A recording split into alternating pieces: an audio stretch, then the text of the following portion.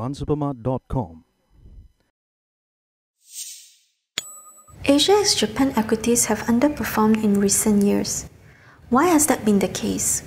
Actually, since the financial crisis, if you look from, say, 2009 onwards, Asia actually has done rather well, actually, over the whole period on annualized up to end of 2014. I think it's up something like about 15%, okay, but slightly behind, of course, the US market, which was about 16-17%. But it's just that in more recent years, I think somewhere around 2011, 2012, it started to flatten out. And I think that you can put it down to two main reasons. Okay. One is on the earnings front. Basically, what happened was that the consensus earning was, at the beginning, was a bit optimistic, and then as you go through the years, it got revised down. Okay. And one of the main contributors to this downward revision in the earnings actually came from the Korean market because of the structure of the economy, which had a lot of cyclical kind of companies. Yeah.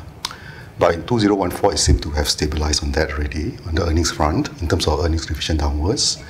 Now, the other thing is also, I think in recent times also, there had been quite a lot of concern on the state of the Chinese economy, whether it will be a hard landing or not, right? But I think now, more or less, consensus has come around to the fact that yes, China is on a slower growth path, but it's not going to have a hard landing. What catalyst do you see for 2015 to finally be Asia's turn to shine? As a house, we have turned bullish actually in Asia since the second half of last year.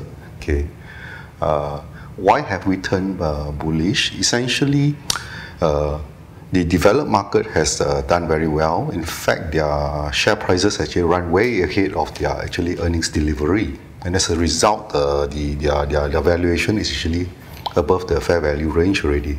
But on the other hand, in Asia, yes, through the years there have been revision downwards, but earnings were still growing, right?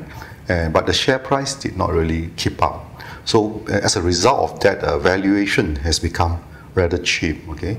Now that alone does not mean that the Asian market will rally or not turn around. But if you look at it on other angle, for example, okay, if you just track the earnings revision, for example, one of the big markets like China, like last year, it seemed to have stabilized. And then like earnings front also on Taiwan also seems to have picked up a little bit, right? Coupled with the fact that given that US is actually growing, or okay, a bit moderately growing, and Europe and let's say Japan is more likely to do better going forward. Okay, all this actually bodes well for the Asian economy. And then one last point I would like to point out also in Asia, as you look around the region, you'll notice that there have been a lot of restructuring going on in the economy. Okay? Like, let's say, for example, last year you have a new government coming in India and Indonesia, and generally they have actually implemented, I would say, business-friendly policies. So all this actually bodes well for the Asian markets. What are some of the key macroeconomic challenges you expect to occur? I think it's pretty much ongoing. If you look around the whole world, it appears like US is more likely to increase their interest rate. Okay, but as for the rest of the world, we are all still on an easing mode, right? So the concern actually in the market is that when US actually increase their interest rate, okay, will that cause a fund flow out of some of these emerging markets, right?